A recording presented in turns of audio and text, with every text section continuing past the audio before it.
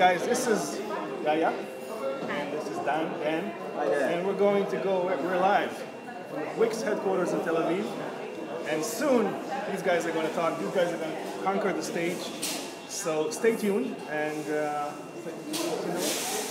hello everyone, and see you online. Dan is from Switzerland. But he has some British Apparently, some people say so. yeah, and hi, I'm Yaya from Tel Aviv. From Wix. From Wix, yeah. Alright, so in 15 minutes, she's going to go live. She's going to go on, so stay tuned, and I'm going to keep this live feed going.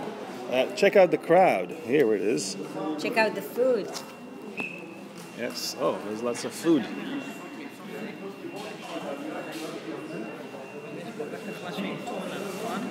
We're live.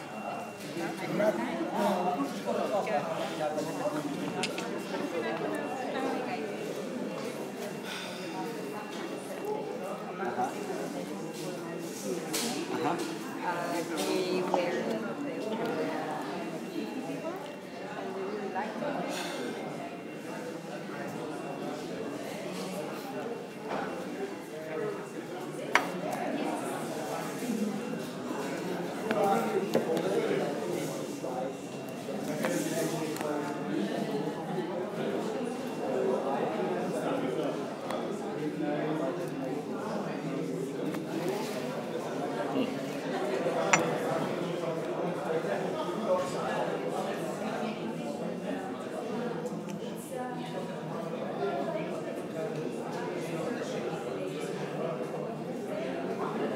Okay.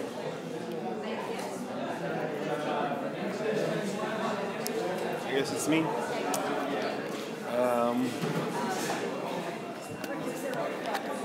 Hey! Sorry, I'm live on YouTube. Say hello to everyone. Hello everybody. Hello Aviv. Nice to see you. Nice to see you. Like a do something different every time, or like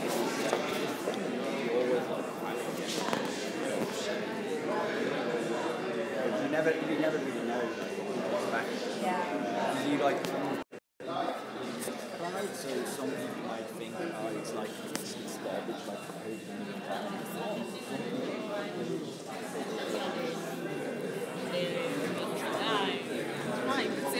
Oh, hey!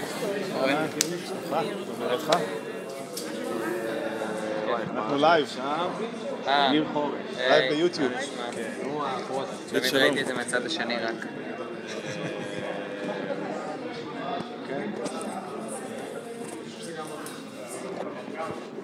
מה העניינים?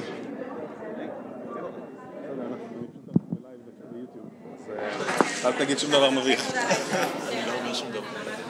או, שלום. אתה אביב, נכון? אני יושרה נעים מאוד, קל פלורנטין. אני בוגרת הקורס שלו. נעים להכיר? נעים. בסדר גמור. תודה. טוב? כן, הכל בסדר, אנחנו בלייב ביוטיוב. וואו.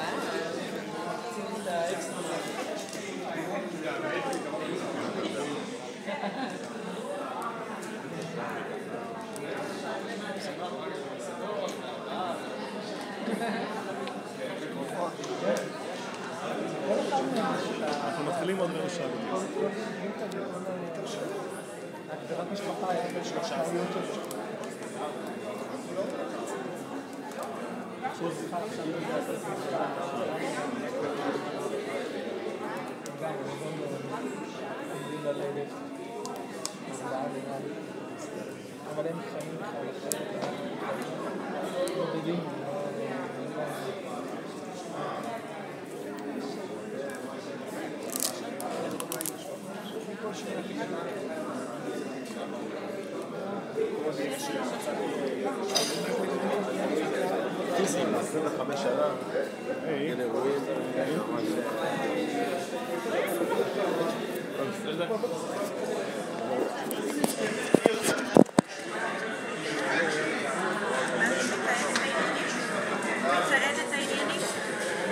כן, זה עכשיו לייב ביוטיוב.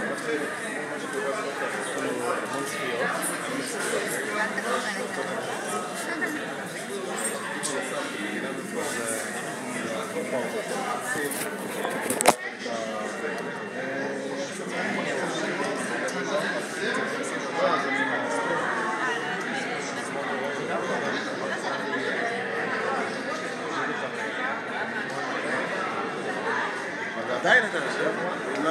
Okay guys, this is the people.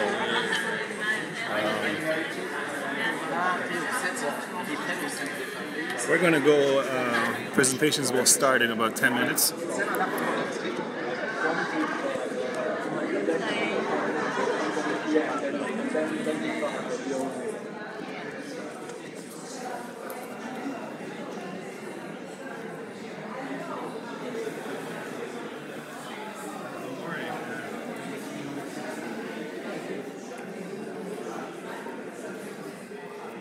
I'm gonna put this down.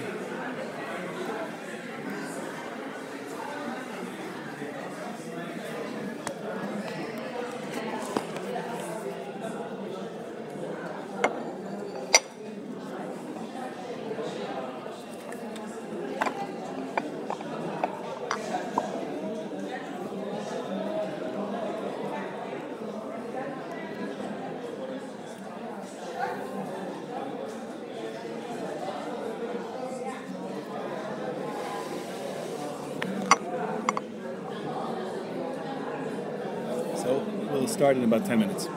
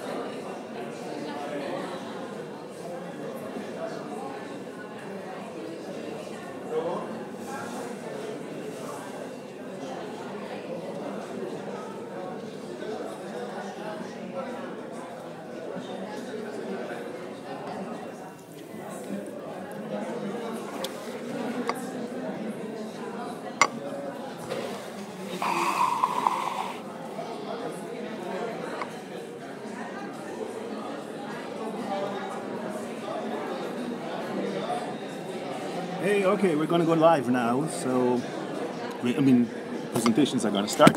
Boom. So, that's it. אוקיי, אנחנו מתחילים. אז מה שאני אעשה זה שאני אחבר את המוסך של יאיה, ואז החושך יהיה פה חשוך ואנשים ידעו להתיישב. אוקיי, אז אני עכשיו שואל, כן? זה הזמן. כן, מה עוד רציתי? אני צריכה להפעיל את ה...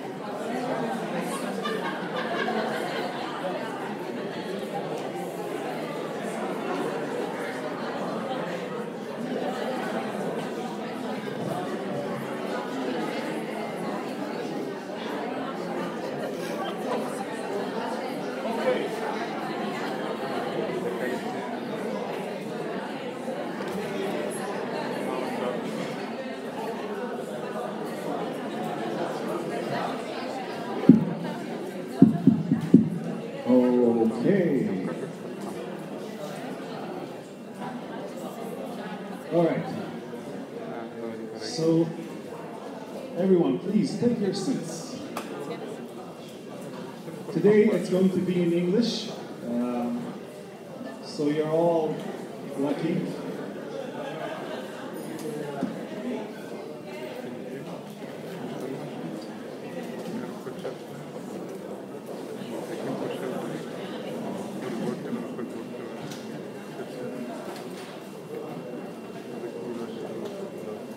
There's plenty of room here in the first row. You can come here if you want to see. There's lots of room here. Okay, let's begin. Thank you all for coming. First of all, I want to say thank you to Wix for hosting us tonight, for giving us this great food. So please, let's give a big round here for Wix. Thank you very much for Dana for organizing this. Thank you very much. So, before we begin, does anyone want to ask a question? Someone here, first time for Yuk Salon? Okay, so let me explain a little bit what is Yuk Salon. Yuk Salon is a group that we do like conferences and meetups almost every month, and once a year we do a large conference when we bring a lot of international speakers to Tel Aviv.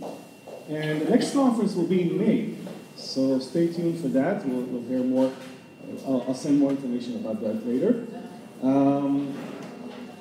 And UX Salon is a place where we actually want to have an engaging conversation. So beyond these presentations that we will hear today, I would encourage you to stay and have a discussion with us. So a salon conversation, a casual conversation. This is what the salon is all about. So after the presentations are over, if you need to leave, you can do that. But if not, stay, let's talk. If you have a few things to say, you can come up on stage, you can ask questions. Let's have like a salon conversation, a casual conversation about user experience. So this is why we call it UX Salon. And let me make one thing that I always do before we go with people usually come here to hear and learn new things, but also for networking, maybe perhaps finding new opportunities. Is anyone here looking to hire? Okay, you. So what's your name?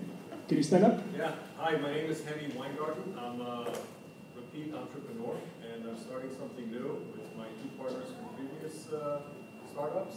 And I need someone to join as a co-founder who's a designer, artist, who's into fashion, breaking all kinds of molds regarding mobile apps and stuff. So All right, so check this guy later if you want. If you're looking for that. More? Anyone else? In the back. Yes. Stand up. My name is Ron, and we have a startup in the real estate space, and we have a platform that we're looking for a designer, UX, UI. Okay. So, Ron, someone else. Yes. And I'm creating a website, a dating platform, and I also need someone with Dating platform. Okay. Cool. All right. All right. So that's so. If you are looking for a new opportunity, reach these people. Anyone, one more person? No. No. Okay. You. Yes.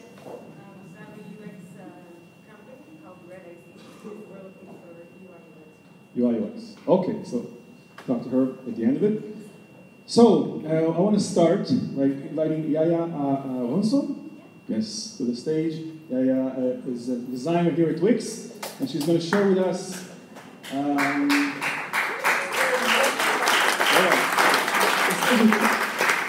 Thanks, Yaya.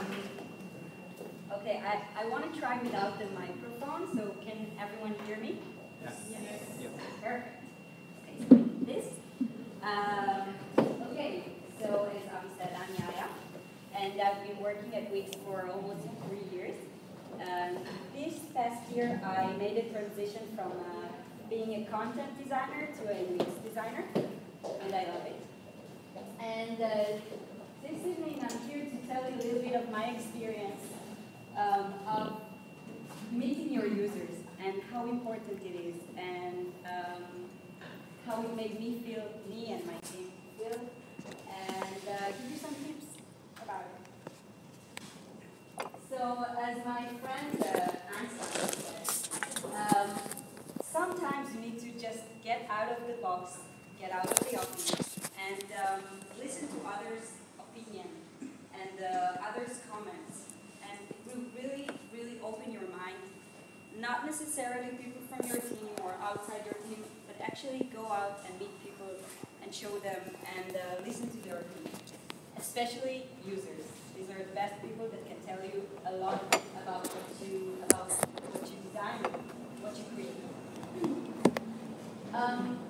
A usability production, for me, is a little bit like a movie production. You can divide it to 3 steps. One is the pre-production, exactly as in a movie. You choose your crew, you choose the set, you start planning everything, you write the script. Then you go on stage and start filming and collect everything you have. You start collecting videos and moments. And then you go back home and have all these tons of videos and notes that you wrote, and you start the post-production. So it's really similar, and I like to look at it as a movie production. The usability that I'm going to share with you is a study case that we did here in Wix on a feature that is part of the Wix app, if anyone knows it. The feature within the Wix app allows you to create a social post to promote your business online. Okay, if you have a Facebook account and you want to promote your business, promote what you do, you can easily create social posts with stunning templates and share it with your customers. So here's a little example of the app, just so you get to know the app. So you can choose a preset, you can choose a background image from your phone, edit the art, add your own text, change the colors, change the fonts. It's pretty easy, and you can already use it, but that's not what it's about. And then you can create the post.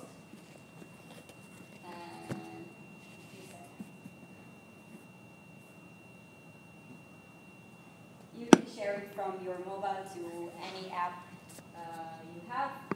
And basically this is the app, and that's what we wanted to test on our users.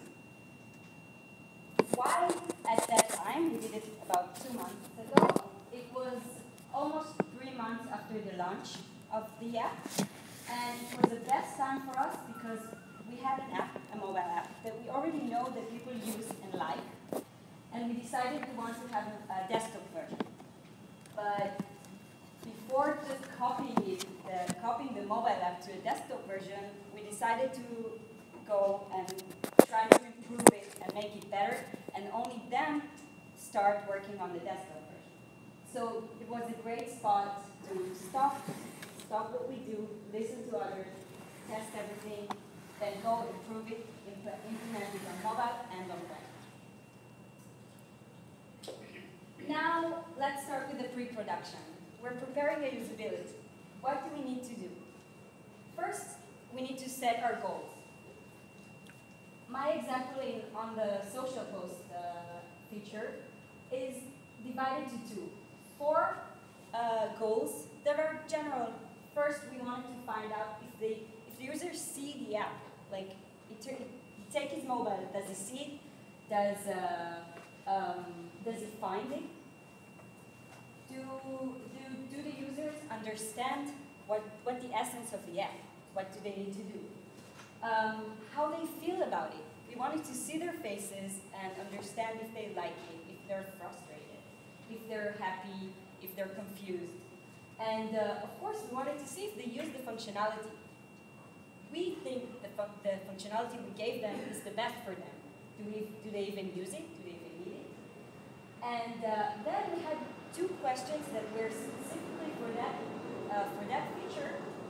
That first of all, after launching, like 3 months after, we started looking at some statistics and numbers, and we saw that there is a huge drop from the template page.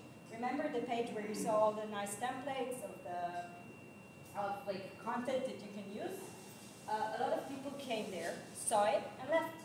So we had a huge question mark on this part. And the second thing is we wanted to understand more of what they need.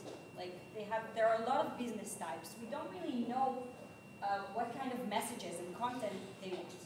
So we decided to ask those 2 questions. Then we defined the method. So there are a lot of methods online you can look. Here in Wix, we have also many methodologies that we use. One of them is the emotional reaction method. It's pretty simple. What we want to achieve is the most natural, automated emotion that the user present while using the app.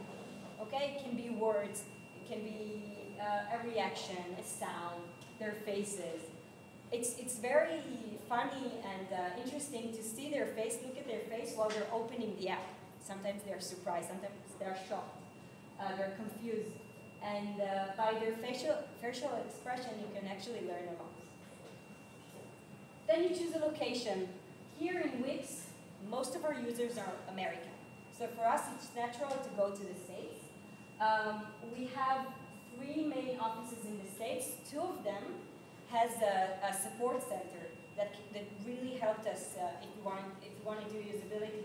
With a support center, it can be a great benefit. This time, we decided to go to the Wix Lounge in New York. The benefit of it is that it already has some users that are a part of a plan in the Wix Lounge. So the great thing about it is that it was really hard to it was really easy to find users that are dedicated, that are willing to help, and that are not canceling at the last moment. And but the problem with this CD is that a lot of our users there have kind of the same personality. They're very New Yorkers, so it was hard to find different personas. It was kind of the same type of people. So sometimes it's a bit of a disadvantage. Then we started planning the set. Exactly the same as a movie production. We have the crew. It can be, of course, it must be a UX, a product manager, sometimes dev, etc. etc. It can be many people from your team that can help and benefit the session. You need to decide who's in charge of what. We call it a tester and an observer. Usually a tester sits next to the user, and the observer sits outside and observe everything, write their notes, give us their notes at the end. We of course needed to decide what we need to bring with us and tell everyone what they need to bring. And last, it seems a little extreme to really draw everything, but it really helped us to create the seating arrangement in advance and just come there and know exactly where everyone needs to sit, who is inside the room, who is outside, and plan everything in advance. The technology. Okay, this is a tricky part. So first you need to define your needs. It can be different from a product to product. We said we wanted to shoot their faces, of course, for the emotional reaction, and record their voices. For that, we used photo booths. Okay? We wanted to mirror the mobile to the computer, okay? Because we have a mobile app, we still want to see it in the screen. For that, we used QuickTime and the USB cable. Then we said we want to record the whole screen that includes their face and the mobile app. For that, we used Camtasia. And then, when we tried everything, we saw that the users are not looking at the app, but they're looking at themselves. For that, we blacked out the screen. And then, everything was broadcasted on a Slack call, so the people outside, the observer that sits outside the room, can watch the whole thing and be part of the session without interrupting the session itself. Then, we defined who we want to meet. Let's start bringing the users and schedule it. For us, we said we want to meet about 14 existing Wix users that are divided into, that let's say 40% of them uses the booking app, okay, of Wix. 40% have a blog, and about 20% are store owners. So we have different type of businesses. About half advanced users that probably have Wix for a long time, and half beginners can be someone who just created a site and wants to start promoting. Of course, we wanted to see as many as different personas and different business types to get the most benefits of the session. And for us, they must have an iPhone, because the feature started only on iOS. And of course, Instagram or Facebook page running and working. So we defined that and starting to create a schedule and book meetings. That's how our schedule looked like. All you need to do is decide how long every session should be and how long the breaks should be. Here, I'm going to tell you from my experience that it was not realistic at all. So my tip is be realistic. 6 users a day is a lot. It's exhausting. 15 minutes break is not enough. They're sometimes late. Sometimes they talk too much about themselves and an hour is not enough. Sometimes we need a break because we can't even say another sentence. And you need to be more flexible and more realistic to surprise them. Then when we're almost done, we planned everything, mostly production, and then we start writing a script. Because we get there, what do we say? We meet the user, what do we ask him? So we write in advance something like questions that I want to ask the user to get to know him, and it's also a great point where you break the ice.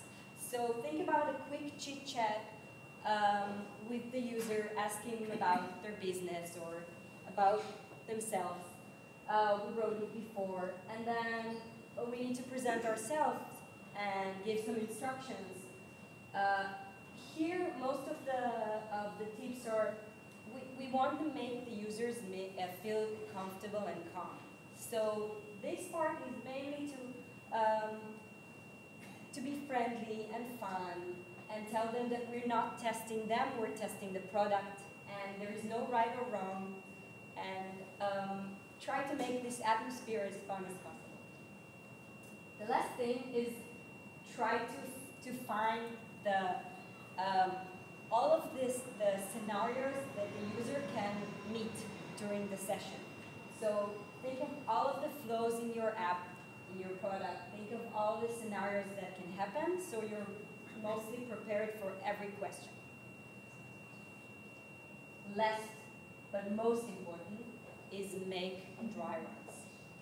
We here, before the usability in New York, made one internal usability with the UX team. Then we made 2 real Wix users usability here in Tel Aviv, so people came to our offices and we did exactly what we did in New York, but here in Tel Aviv, and learned a lot from it. And of course, we did hundreds and hundreds of tests on the technology. Okay. Otherwise, we would never know what we need to bring, what kind of programs we need to download, and how it's going to work. And it made us also very confident. After you do it so many times, you come there and you're like, easy. So it's really, really, really important. Then when you're all done, you pack your suitcases and you go. How the usability in action looks like?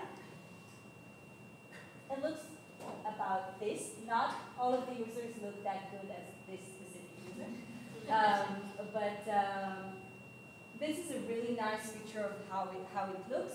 This is also a good example of how it looks from the outside. So this is a computer of an observer sitting outside the room.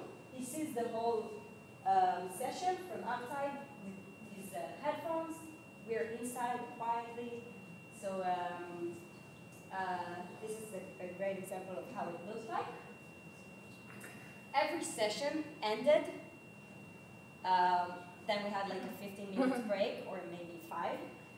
And then the most important thing was to sit down together and write down 5 most, I would say, like top issues that came up in the session. If we didn't write it at the end of the session, we would forget it for sure. I mean, everything would mix with other people. So don't wait till the end of the day. Don't even go to the bathroom.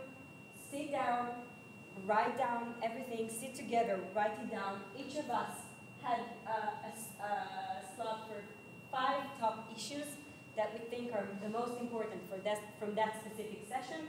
We wrote it down, and then we could continue with our day. This is a bigger example if you want to take a picture. We divided it to, here's the team, the issues that we wrote, and then in advance we created a filter of what's the issue type and what part of the app it's in. So it just made our life so much easier when we got back. But of course, expectation versus reality. It looked really good in the 3 pictures at the beginning with the good-looking user, but it was exhausting. It was, we didn't have enough breaks. We didn't think of the breaks. And we didn't have enough time. At the end of the day, we looked like this, exactly like this. So there's no perfect solution except for just go with the flow, be flexible, expect the unexpected, and try to enjoy it even though you finish the day like this. Then, back to our suitcases again, and got back here to our offices and started the post-production right away, like the day after, okay? Keep everything really fresh. We started by summarizing the issues. Remember the doc I just told you about? It made it so much easier because all we had to do is start marking the issues that we feel that are most important. Then we prioritized it and decided what's most urgent and important for us. And then we started spreading the word. this part is also, it's not important only because it's important for the product, it's also important for the team to feel part of this whole session. Like, not everyone can go and meet the users. So you as a group of 4 or 5 people went there, came back, brought chocolates, that is not enough. You still need to try to bring what you felt and the atmosphere that were in the session to your team. And that's why also the videos were recorded, so you can show them, you can share with them, not only your team, but team outside, like in teams in weeks. So we started sharing, make presentations so everyone can know. Then we set the action items from our issues. This is an example of 4 action items from our app. So we understood that we need to increase the discoverability because people didn't even notice the app.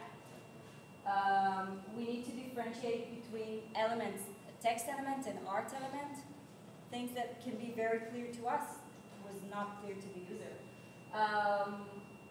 They couldn't delete a component, which was very frustrating for them, and we needed to enable it.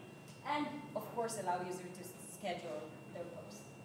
We had some more, that was the main issues. And now, remember the goals from the beginning. That was a great time to check the goals and see if we met. So we did figure out if the user find the feature, and we understood that no. They understood most of the essence of the feature. We found that they're most of the time happy with the designs, but sometimes feel frustrated, and that were the point where we need to improve. And yeah, we find out what kind of feature they use and what not. And of course, the 2 specific questions that we had, we got the answers. The reason why people dropped from our homepage, from our template page, is because they didn't have enough content that is personalized for them. And that was a great answer for us to understand that people need their specific content that is personalized for their own business, that they can feel connected to it. And we understood what their need, and it was also like almost the same answer. We understood that they need a specific content for their business. But overall, the feedback was great. We came back really happy and really, really motivated to improve the app. So except for all of the improvement and answers that we got, it made us really happy and motivated to continue and improve. So it's also a great stop for just a motivation boost. Motivation Monday. Oh, I love that. Okay, I really like these. Okay, she loves that. Sorry, Dana.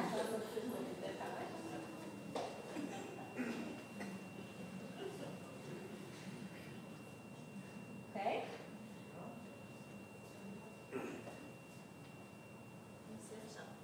Yeah, it wasn't obvious to me. Okay. But hello, these are like amazing. Yay. Tuesday tip, I love it. This is great. You can go in. She's like, yeah, go do something with it, maybe. That's right. Sorry for being so loud, but they did love it, and it made us really motivated to go and improve and continue working on it, and we're still doing it. And that's about it.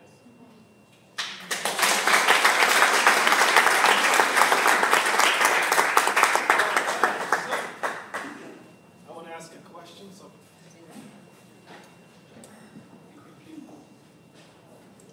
from the audience, if you have a question, so how often do you do this? I mean, does it every time you launch a new feature, in the beginning, during? You as a team, as a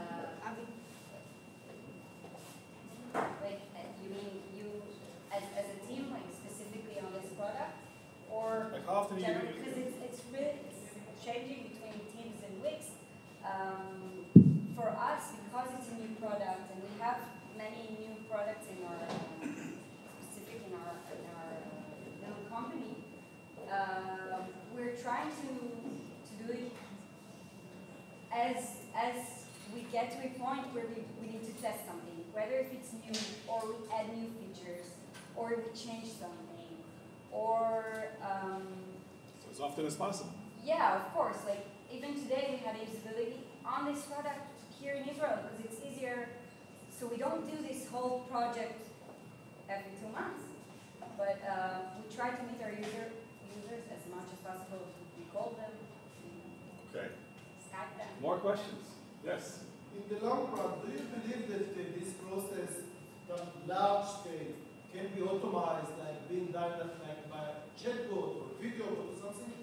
I really thought of it before because we started by calling the users, and it didn't feel the same at all. When you meet the user, you see their reaction, you see their face. Also, for the user, they think that they're like actually giving a benefit to Wix. It makes them so proud. They're like, oh my God, I changed the app because I said something that I don't like. And I think also for the users, knowing that we care and we want to hear their opinion, we come all the way to meet them. I think you can't compare it to a bot or a survey or... More. Anyone wants to add to this? Yes. Question. In the experience I had in doing a usability testing sessions, after a certain number, like 8, 9, 10 users, I felt that I'm not getting any added value from number 11, number 12. Did you feel like 14 is a good number? It's a good question because it depends on the users. I would say that specifically in New York, if I would get more users that are the same type, I wouldn't get any more benefit. But if you give me now another 3 days to meet users, let's say in San Francisco, or if we had the option to go to Arizona, I would get another benefit that I didn't get before. So it really depends on the variety, and if you see 14 users and you get the same answers, then no, the 15 won't help you. But if you find 14 different answers, you better meet another 14. Okay, so thank you very much.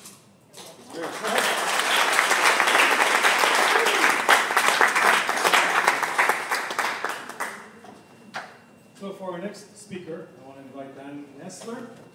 Dan Nessler, go set up. Dan Nessler is coming all the way from Switzerland. It's, in this case, really well, it's great to be connected, because if you guys remember in the last couple of conferences, we brought Adrian Zimmerman. So he recommended that I should meet this guy, and this is why we're privileged to have him here. Dan is going to speak to us about how storytelling, or how stories, can help improve the UX process. Is that, yeah? Am I correct? Yeah, that's pretty much good. It. Shall we do a quick sound check first? Okay, let's do it. It's got to be on audio. Maybe you like get a drink in the meanwhile or something, or go to the loo.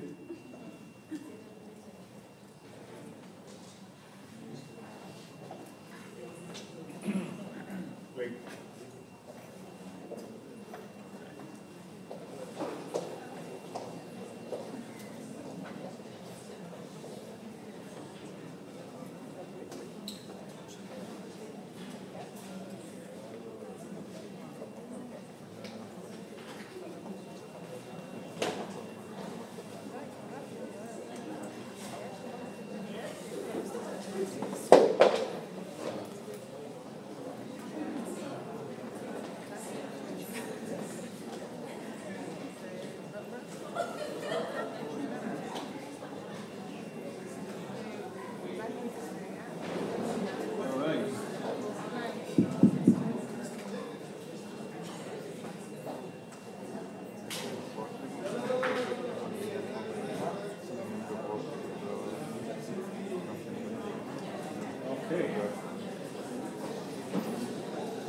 There's lots of room here in the first row. If you want to sit comfortably. And there's lots of food left, yes.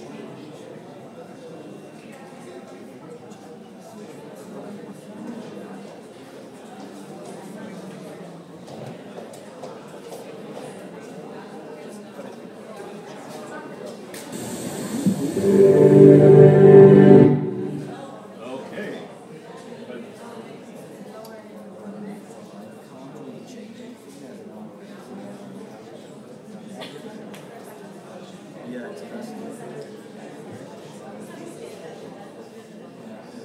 was actually better before.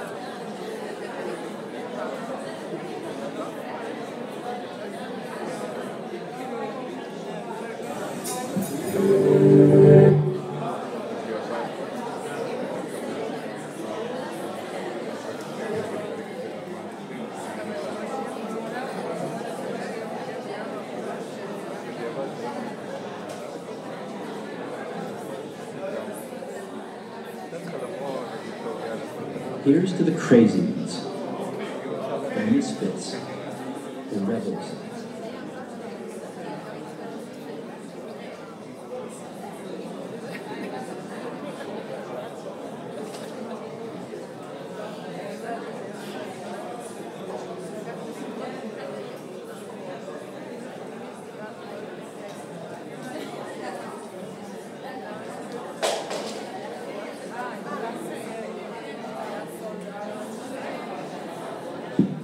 Okay, we're back. Yes, now it's working.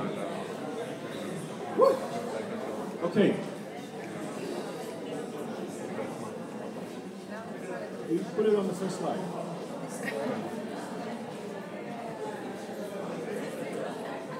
Dan Nessler, how story principles create great user experience. The floor is yours.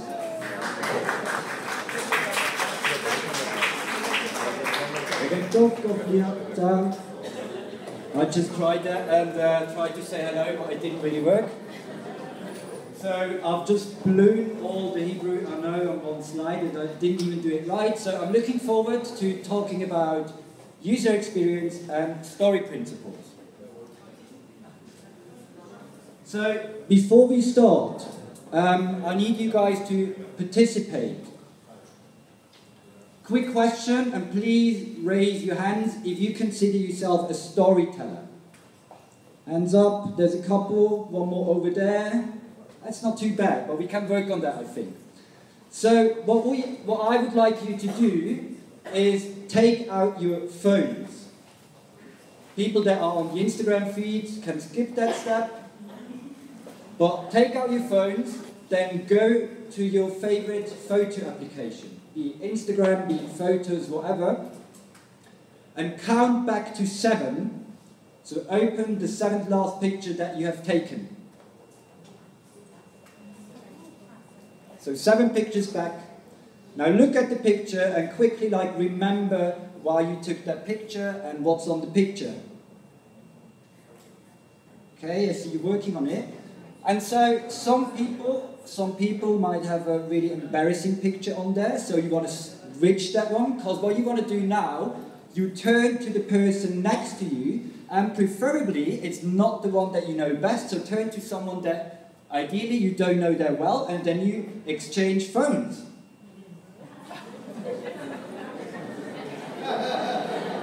And now you've got to tell each other why you took that picture in the first place and what's on their picture. So swap your phones, tell each other why you took the picture you took.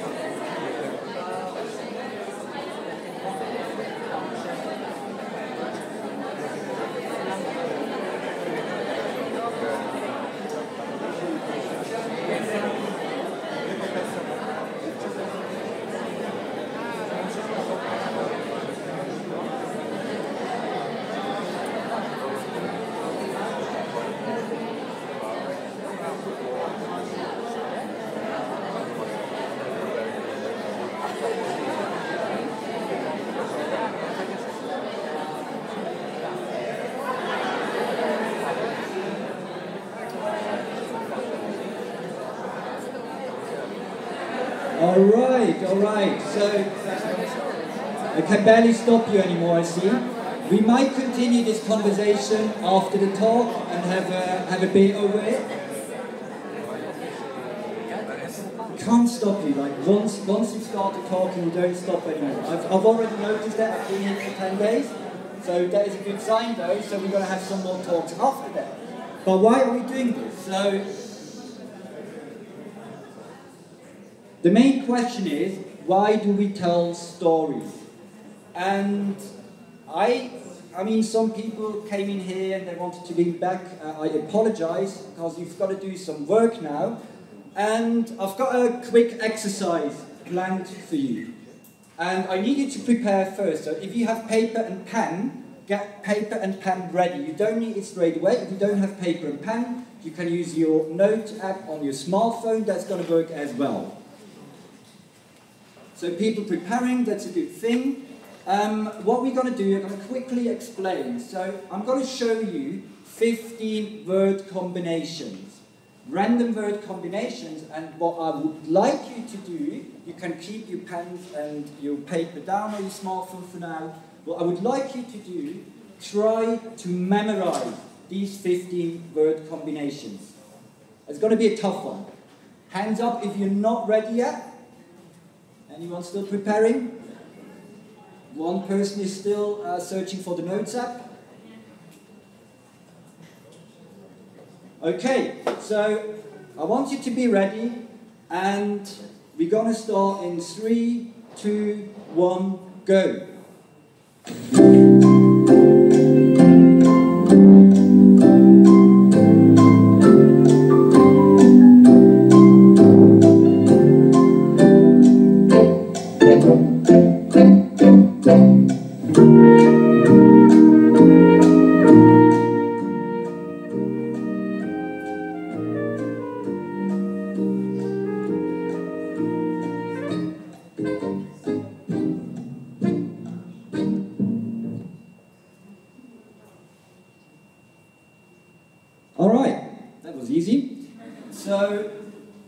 What we're going to do now, you're going to get to your pen and paper and you try to write down all the word combinations that you remember. And since I'm in a really good mood, I'm going to help you out with that one, and I'm going to show you the first column of the word so that you only have to remember the second words that belong to the first column. Give you 30 seconds to do that, and we're going to start now. Check how many you got.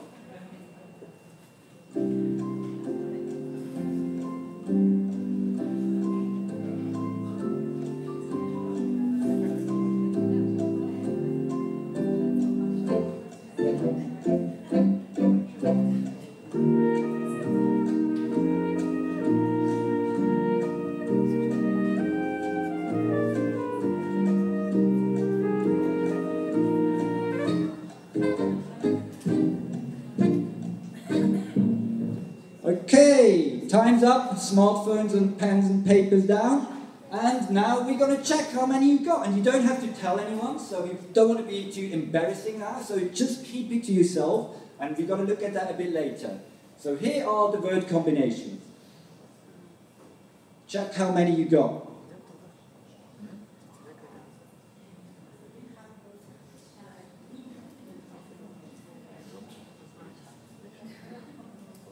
I see some people are just like drawing, so... Okay, anyone not done yet? Cool. So what we're going to do now, we've got these word combinations. And I'm going to torture you now, because we're going to do the same thing again. But now that we're doing it a second time, I'm going to give you a quick piece of advice. So, you see all these word combinations, and for the second time, I would like you to try and think of a quick story with every word combination. Make a picture in your head. For example, toothbrush and songs. Remember yourself as a kid, like when you were in the bathroom, trying to be the next superstar. You take the toothbrush and use it as a microphone. Or let's say, I usually put my underwear in the bookshelf, that goes well. Or Waze is white like chalk, that works well.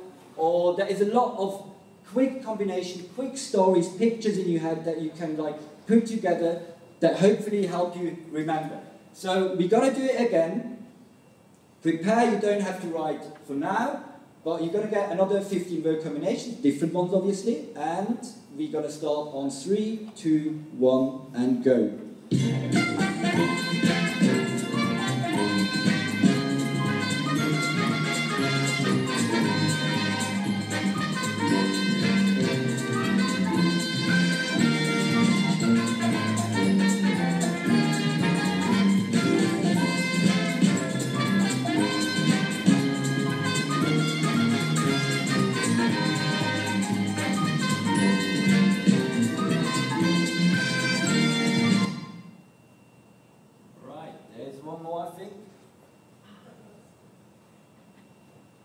Okay, last one, and we're going to do the same thing again.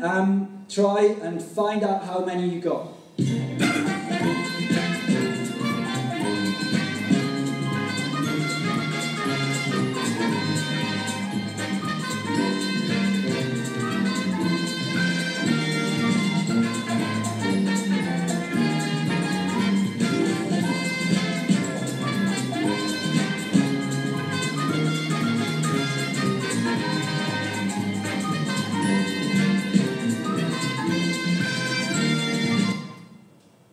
Alright, that was an abrupt end. I'm going to give you some more seconds to complete your words.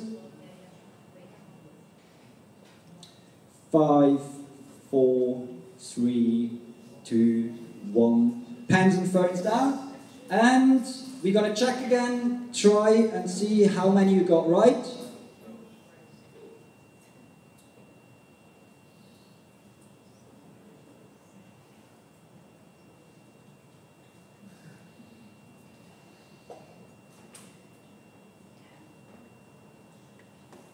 Okay, I see devastated faces, so we're going to see and check how that worked out. So, I need you to participate again, and quickly raise your arm if you got more examples, more word combinations right in the first try.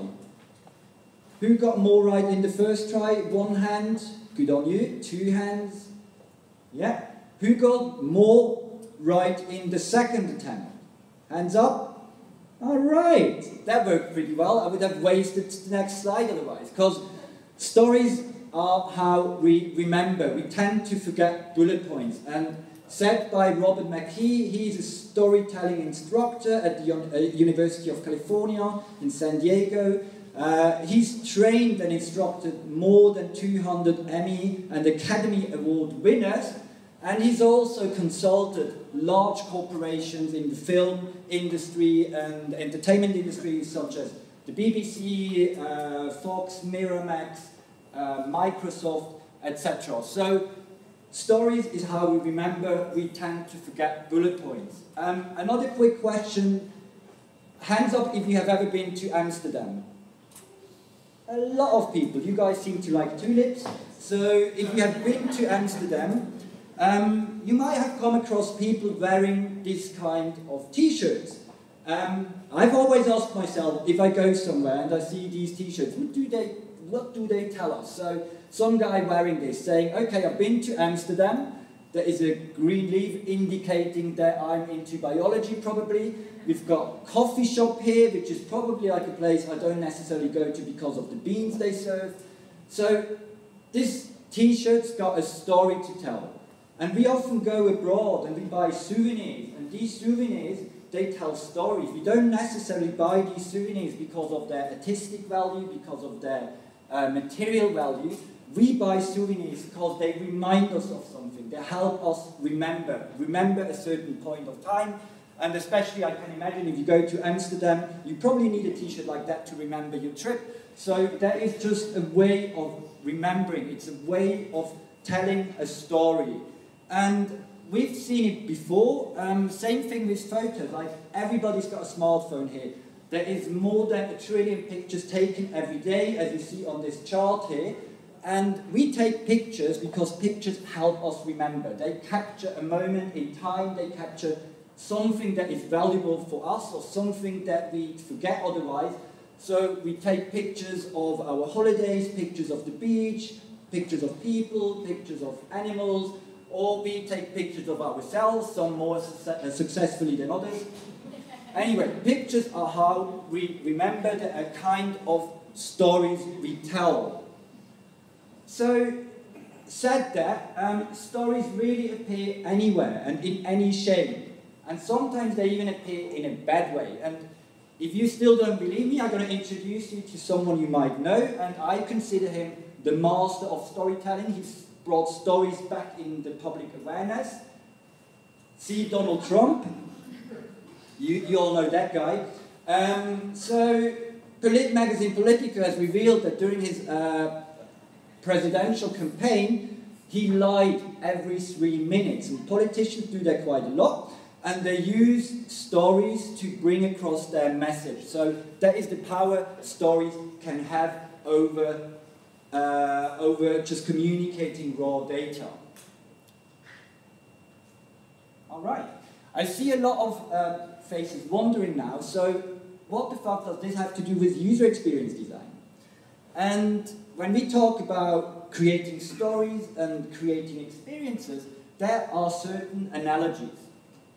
Because writing a story in a way is like designing an experience. And I came across, and you might be familiar with, like a simple 3-act structure that is just the most basic structure we know in storytelling. It's been applied to hundreds, if not thousands, of books and films, blockbusters, you know, from the movie theaters.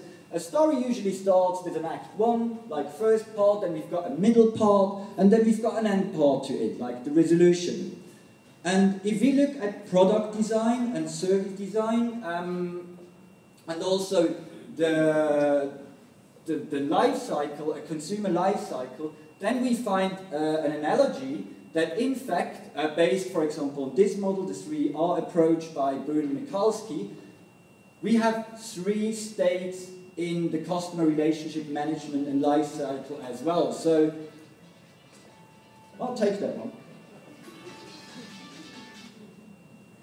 So before we can have a product with our client, we need to recruit the client. We need to make the client aware, or our potential user aware, that we've got an app or a service or a product that he could use. Then once we've got him and onboarded him, we are in the retention phase where we try to make the experience of using a service and a product as great as possible so that the customer stays with our product. But at one point, you know, with smartphones, you get to the end of a life cycle, and then you come into the recovery phase, where you need to try and get the user or your customer back once he wants to abandon your product. If he doesn't do so, he might become an advocate and talks in favor of your product and even promotes your product. So, as we've heard, we don't remember bullet points, we remember stories. So bullet points don't really make a good story, and touch points don't really make a good experience by themselves. And so what we need to do as experience designer or experience experts, we need to be aware of that, and we need to connect the dots, be it for a story or be it for the experience, connecting all the touch points. And I'm going to give you an example like that I am using in my job. Most of you, if you are in UX, you're familiar with customer journeys, and you're familiar with experience maps, and that is just the framework here that they have set up based on other frameworks, obviously.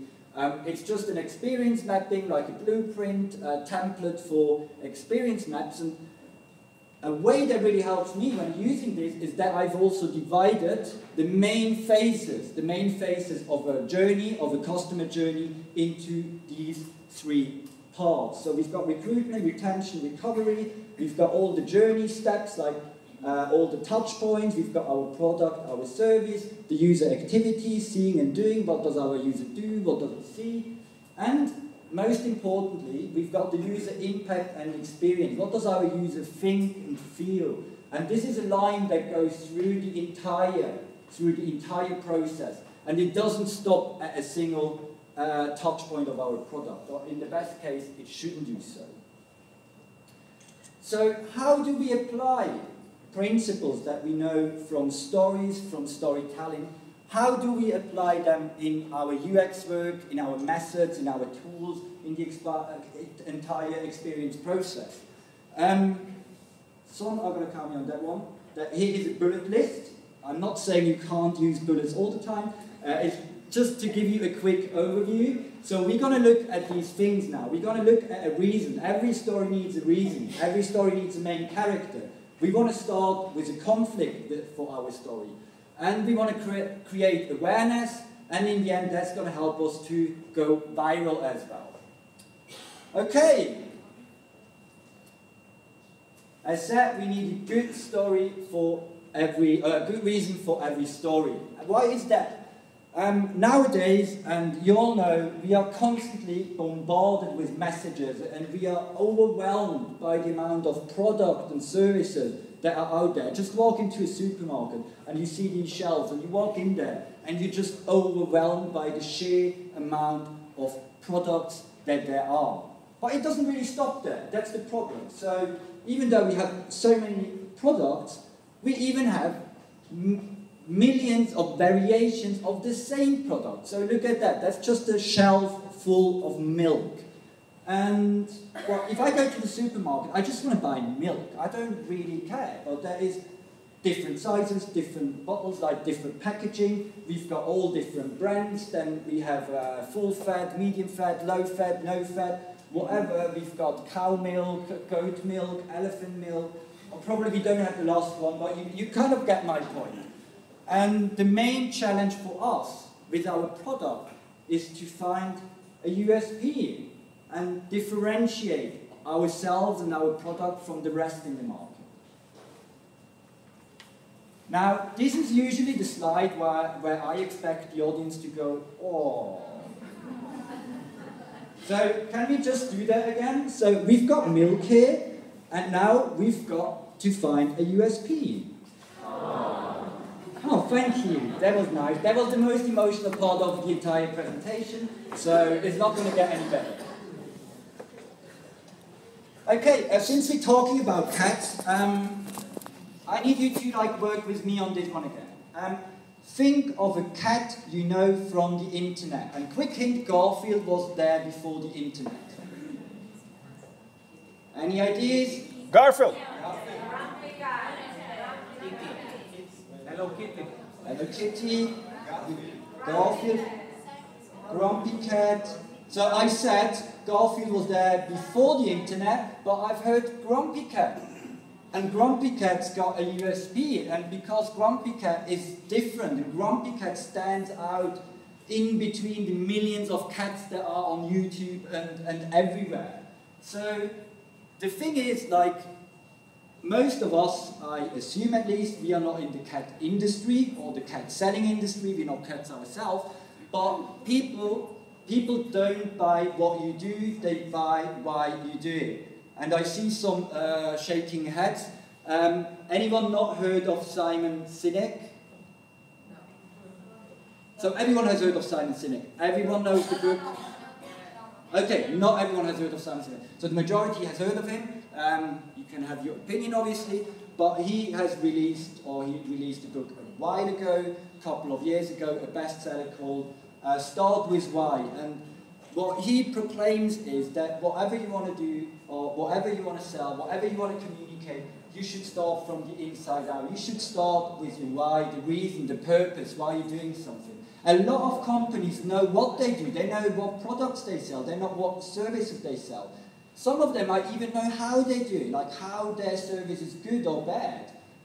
But there is a lot of companies that don't have a clue what their why is, what is their purpose. And the purpose is not to generate money or revenue. That is, as Sinek said, that is the outcome, that is the result if you do your business or if you run your business well.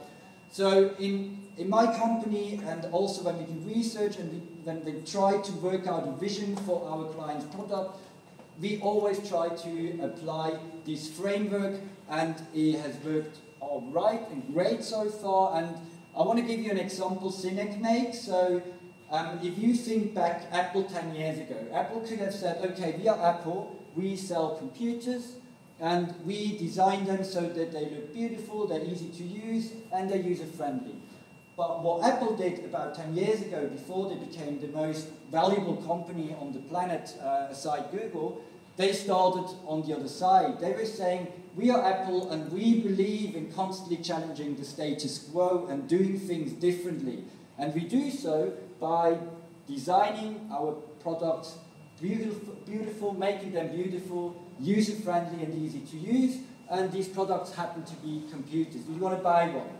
And the older semester in the room, they might know this clip that I'm going to show you right now. And this clip was released as the campaign Think Different in 1997 when Jobs took over Apple again. Here's to the crazy ones, the misfits, the rebels, the troublemakers, the round pegs in the square holes, the ones who see things differently. They're not fond of rules, and they have no respect for the status quo. You can quote them, disagree with them, glorify or vilify them. About the only thing you can't do is ignore them, because they change things. They push the human race forward. While some may see them as the crazy ones, we see genius. Because the people who are crazy enough to think they can change the world are the ones who do.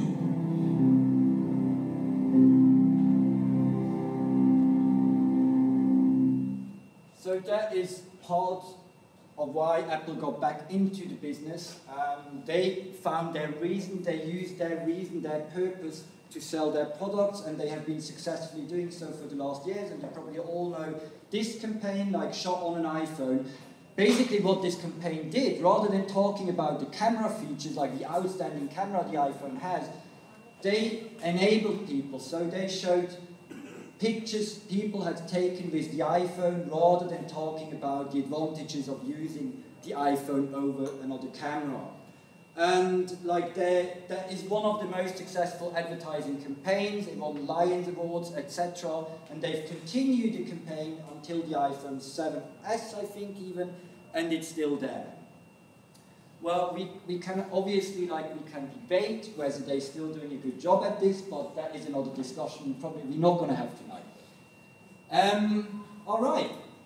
So we're still talking about the reason you need for your story.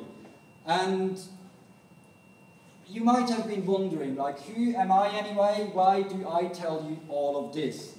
And I didn't really introduce myself at the beginning, so I'll do so now. And since it's only the first row here, a couple of people, a couple of 100 people, well, 100 people roughly there, and your closest friends on the internet, I want to introduce you to my parents. So that's Bert, that's Tina, these are my parents, say hello. And as a kid, my parents always told me that no one can take what you experience and learn. And it took me more than 20 years, almost 30 years, and it took my dad to get really sick. And seeing him in hospital beds kind of really made me aware of what it actually meant, what they were saying to me. It took me 25 years to actually understand what they tried to say. And I found the value in learning and experience things by myself, going out there and doing stuff. And so I decided to do so about 2 years ago.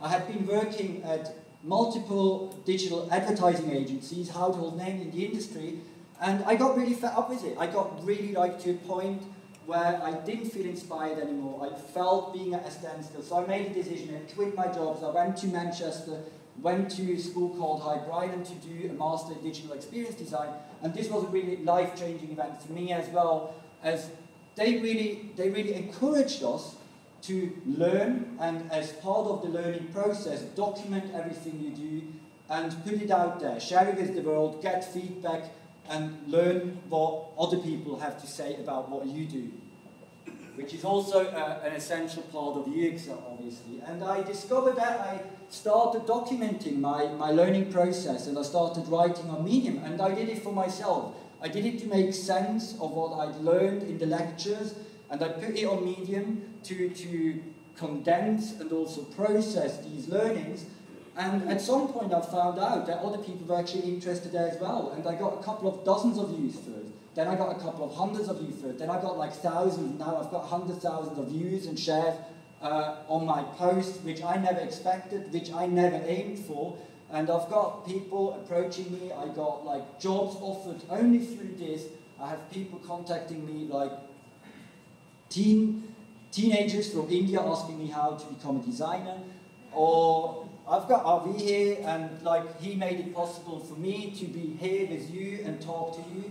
So this sharing e-learning, like documenting e-learning, putting e-learning out, is an essential part for me and for my learning process. And that is all about purpose. And everybody kind of like has to look for what you don't have to, but it helps you if you find your own purpose, and it helps you and your user experience if you know the purpose of your product, of your service that you're trying to design and trying to put out there. But we're not talking about me, we're here for you, and we're here for the main character, because every story's got a main character, and in storytelling we call this character the hero. And a hero is a person that has similar traits, desires, and needs as our audience. So they need to be in line. And apart from the hero, we have in a story the friend and the fellow, we have the mentor and enabler, and we often have an antagonist, a villain. And one core principle I have learned so far, being in the UX industry for quite a couple of years, what you really want to take care of and what you really want to make sure is that you don't make yourself or your product the hero. I really like this picture showing the election campaign of Hillary Clinton when she arrived at an airport in Florida, and you see all these people like excited, oh, we're going to see Hillary. And what do? They take selfies, they're like, look, it's me, and somewhere here there's Hillary. So they make themselves the hero of their photos, and we really want to try to avoid that. And how do we do that? Like, we know it, in UX we use personas. We use personas as representation of our audience, of our users, the people we address our products to. And that is actually a real persona. We, my company that we use for a client of ours, a law firm, I'm going to mention again. So we're designing a new website for a law firm. And so what we did personas as you do, like we did user research. And one advice and something I have learned, I've seen so many persona documents, and for another client, a big airline we're working for, we got research materials from their research company, and they delivered 30 persona documents to us, so they have more than, or even more than 30 different personas. Every persona document was almost a half a book. It was a full A4 page, fully filled with like small print. But you can't do anything with that. Even like the experience designer at the company can't know and can't process 30 different personas. So we often use an abstract version with a key statement that people, our stakeholders, our client can relate to, and that you can actually remember. So now that we know our hero, we need a conflict. And there is this really simple formula. A story equals a hero plus a dilemma plus an attempt at liberation. And I want to give you a quick example for that, a quick story we're going to hear here. We've got Poppy Rolf, and he's the hero of our story now. And then we've got Poppy Susie, which is the lady Poppy, and Rolf fancies Susie. But we've got a bit of an issue here, because Susie lives on a plate and Rolf is stuck in a ball. And here is Rolf trying to go after Susie, and he's stuck, he's in a dilemma, trying to get out, am I getting there? Am I getting there? Yeah, another attempt. Oh, here we go, he's getting closer, Susie runs by, and he's out, but too bad. Susie's gone. That is really bad luck. By the way, this could be a really good analogy for a dating platform. Where's the dating platform guy? I sell you this slide if you want. It's perfect material. So, but the point is, as a storyteller, you want to position the problem in the foreground and show how to overcome this conflict and this problem. And let's build a bridge to UX again, and I'll need you to work with me on that one again and once again. Quick question to the audience. How many UX designers does it take to change a light bulb? And we do the poll by raising hands. Raise your hand if you say it doesn't need any UX designers, hands up. There's 1 or 2 hands. It needs 1 UX designer. Okay, 2 hands, 3 hands, 4 hands. It needs 2 or more UX designers, hands up. It depends. It depends. That is a good one. I've got another one for you. The question is, does it need to be a light bulb in the first place? So the question is, are we asking the right question? Are we trying to solve the right problem here? And that is exactly what we're trying to do. Find the right problem as UX designers, and that's the same thing here. And if you look at that, we usually start our projects, our challenges at a point A. We don't know something, and we assume how something could be. And then we try to go over here at an endpoint B, where we think we know something and how something should be. And that is just raw material for the basic design process here showcased by an outtake of my revamped Double Diamond I've written about, which is also in line with the Design Council's Double Diamond approach. And basically, in the first half of this process, all we're trying to do is doing the right thing. We want to try and find the right problem to solve, and then once we have found it, we want to solve the problem right, so we want to do the things right. And just something that I have learned in my experience and that I have also used in a recent project. Once again, I'm talking about the law firm. And when you go to stakeholders' presentation, you often need to convince people of something. Or even if you go to a sales pitch, for example, you need to convince people. And a really effective way of doing that, I've noticed, is starting your presentation with a provocative research insight or thesis. And I'm just going to show you a thesis that we have used for this law firm, which is one of the largest law firms in Switzerland, and they really consider themselves one of the best, so they have a really high opinion of themselves. But when we did the research, we made a couple of discoveries, and one discovery was that, and we told them, you seem to offer every legal service in your field, but your users don't have a clue what your core experience actually is. And so we started the presentation, sorry, I'm standing in the picture. So we started the presentation with confronting them with 4 provocative theses. And they were at shock first. I think one of the guys even got pissed. But once we had shown them our research material and kind of showed why we came to these theses, then all of a sudden they loved it and they were in full agreement, and we had a stakeholder buy-in at this point.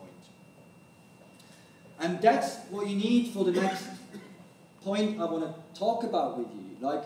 It is about raising attention and the creation of awareness. And some folks that have some marketing background or advertising background, they might know this approach here or this model. This is the AIDA model that is often used in marketing and advertising. It basically says all you do, first you want to raise awareness, then you want to get people's interest. Once people are interested, you wanna have them have a desire, and then you want to trigger an action. And raising awareness often happens through emotion. We also heard that before. Emotions are a core part of raising awareness. And I want to show you an example of advertising by Burger King. And I'm just going to put it on and have a few words about it after that. What do you think of Burger King introducing the Proud Whopper? What? So like it's a gay burger or is it? I just don't really believe in the homosexual lifestyle. I think it's cool. I think it's a cool idea. I think it's great. Finally, yeah, it's about time. Do gay people even eat fast food? Really? What is the Proud Whopper? You want to try the Proud Whopper? Would you like a Proud Whopper? Do you want to go with me or without me? Because we can go both ways. Meet your friends. Are they different? What is the difference? I don't know. It really does taste different. You don't taste it? I still taste the Whopper. I think it's the meat. The meat tastes like more like sweeter. I don't know.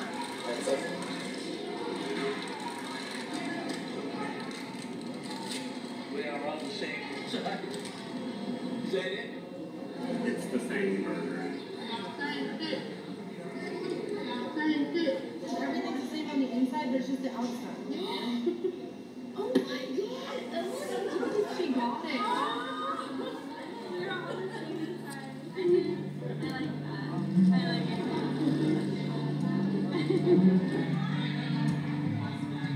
I cried in there because I was overwhelmed. A burger has never made me cry before. You were totally crying. Yeah, you were.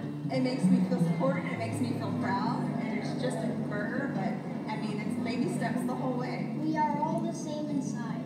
I think this rapper means that we all have the same rights.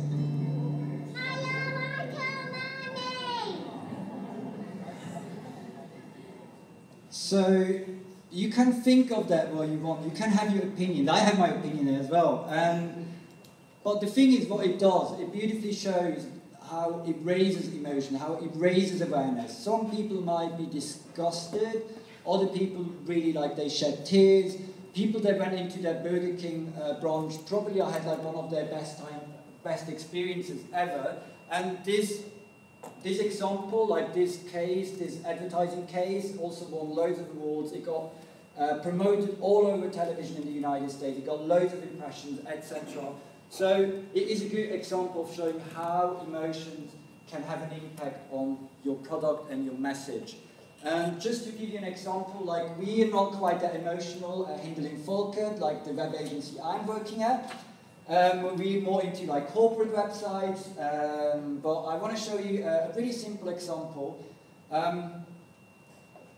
We did the redesign for the Swiss International Airlines website a couple of years ago, and we had an issue there that the website, and we didn't have an influence on that, had loading times. It just had loading times because there were multiple backend systems and APIs, etc. So sometimes the user would just experience some loading time, and we couldn't really do anything about it. But we came up with the idea that we could actually change the regular spinning wheel, the regular loading icon, to a bit more joyful animation. So whenever we had a bit of a loading time, people would get this animation. This is just a really tiny example for micro interactions, micro animations, but micro interactions and animations are a great way to improve the user experience of a product. And we even got that feedback when we had user research done. I recently had some user testing for another product, and since they don't have that anymore, one of the users even said he's really missing that cute animation. He really thought it gave the site personality.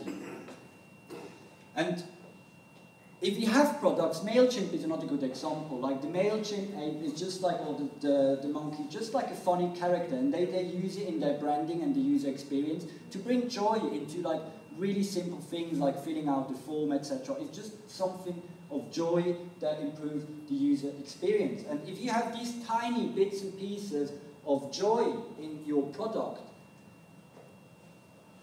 then you're going to get shared, you're going to get awareness, and people take it and they put it on, I don't know, they put it on Dribble or whatever, and people can actually see it. And the thing is, like, as Lisa Johnson, also a story writing instructor, says, data does not go viral, stories do. It's all about stories, telling a story, and if people can relate to your product in a certain way, they have a story to tell about that.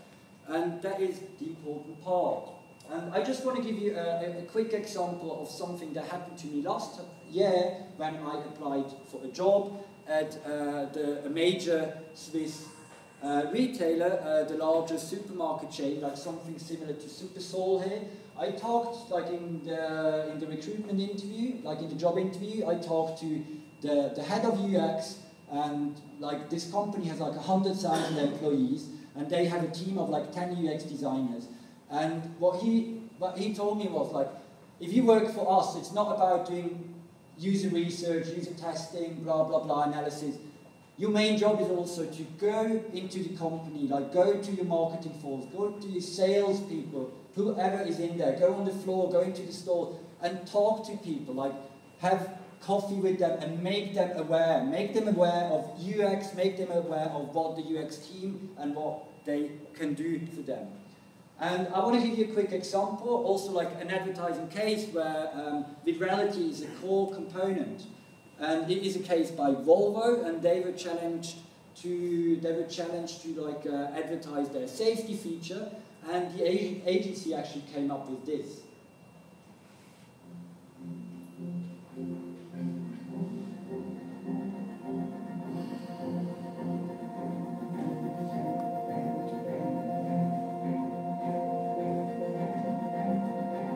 Nearly every day something almost happens. You've kind of got to be able to second guess the taxi in front of you or the pedestrians coming up. I end up getting nearly hit at least once a day. The young driver lost concentration and hit me from behind. But I was extremely lucky that day. The doctor said that 95% of people that would have sustained those injuries would have been killed by them. We're on roads that were built really 100 years ago for far less traffic. In terms of cycling at night, I feel way less visible. Sometimes I choose not to cycle home at night. It's a lot more dangerous.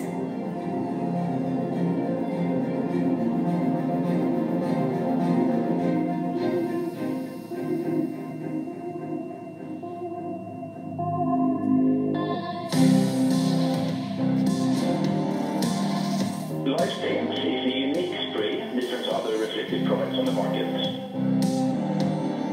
When you apply it to the surface, the reflective particles will stick together with a special adhesive, making the spray invisible by day,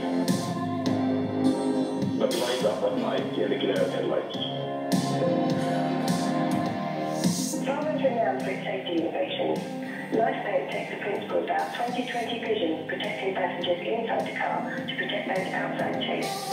I think you've just got to be as visible as you can, and that's the good thing about Lifebrain, is it makes it very hard for you to be missed.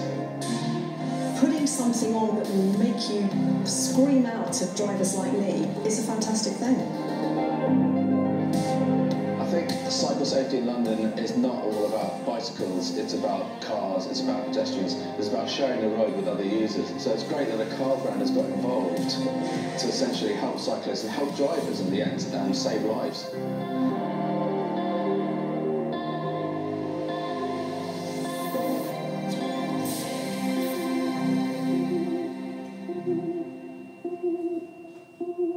This is not ending.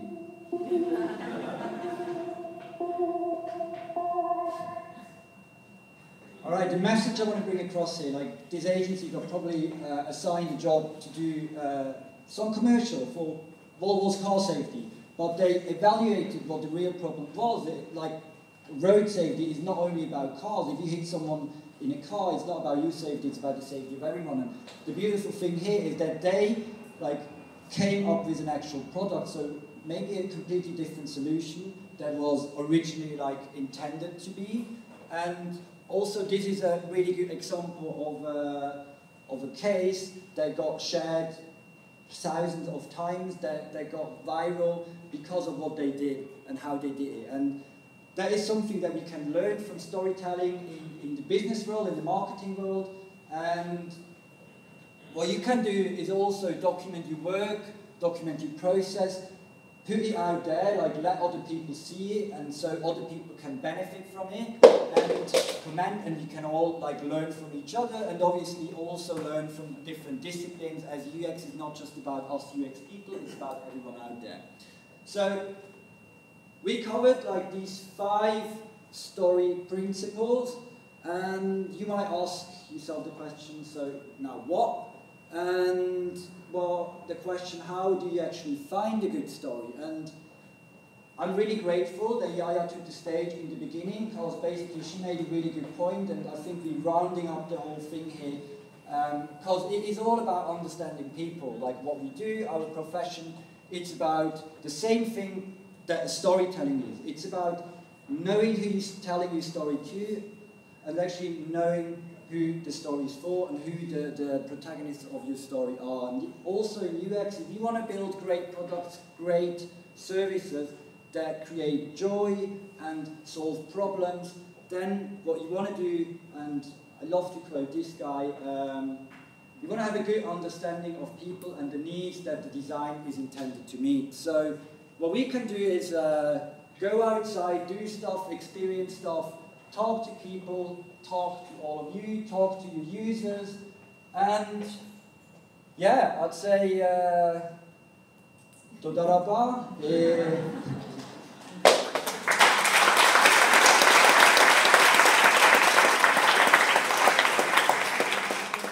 Aya Sababa, and Chief, that is actually the hardest part of this presentation, all my little bits of Hebrew. You can hook me up if you have questions, also have a beer later. I don't know if there is beer. Yeah, great. Yeah, thanks a lot.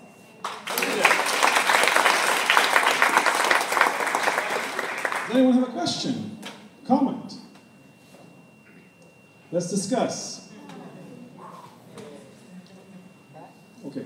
You've mentioned Robert Mackey, and I've read his book, Story, about how to write a script.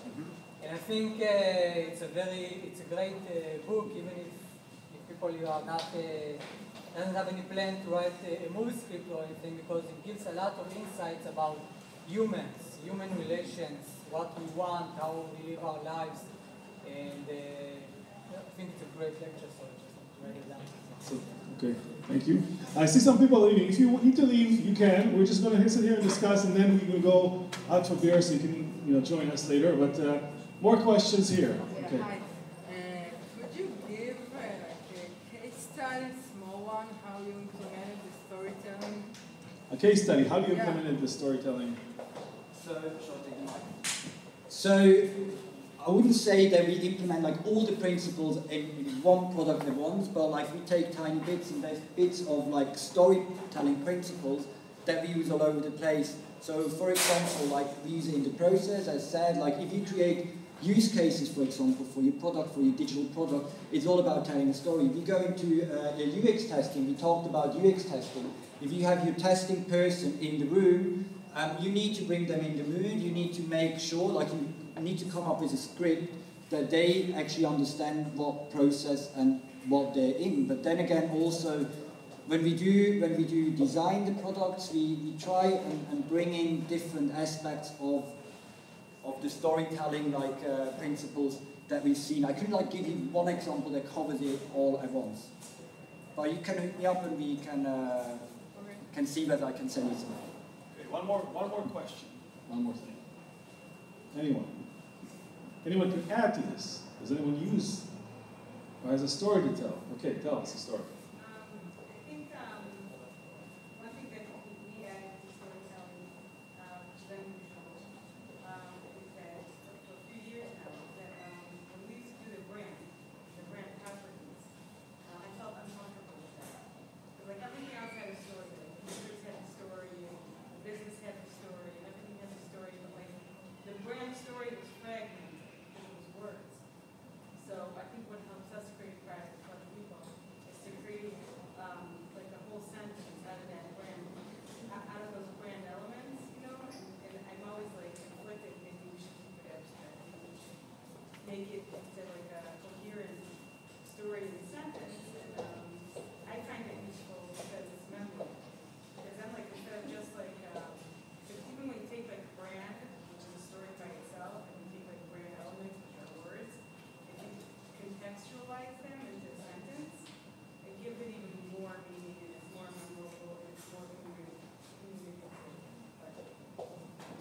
Okay, thank you. Good comment. Yes. Question. Can you give an example where you already had a story for a campaign, but then you thought, no, that would be a much stronger story? So do you have an example on how you found a stronger story and what made you think that this would be a stronger story? More emotional, more appealing, more... So what you can do, what we try to do, like when we come up with ideas, well, we like to test them, like we do brainstorm, like we evaluate what a problem could be, like when we are assigned to a research task, for example, we do our research, and we have a couple of outcomes from there, and then based on these outcomes, like we do ideation sessions where we often have multiple different approaches to solving a problem. And like one thing you can do, and what we sometimes also do, like just do quick, rapid prototyping or user testing where you just like mock up something and then you go outside and give it to some users, or even internally, like to get a first idea of what could potentially work. But obviously, like I used to work in the advertising and communication industry, and what we often had is that we'd come up with like loads of different ideas, and then the client would have the final say, and there would be a bit of like negotiating and fighting over the final idea, and not always, like the final product didn't always turn out to be what we actually wanted. Dan, our time is up. Yeah. So I want to thank you. Thank you, guys. I'm sure a lot of guys want to meet you, so come and speak to Dan. Thank you, Wix, for hosting us. Thank you. And I'll see you again next month. Thanks for coming.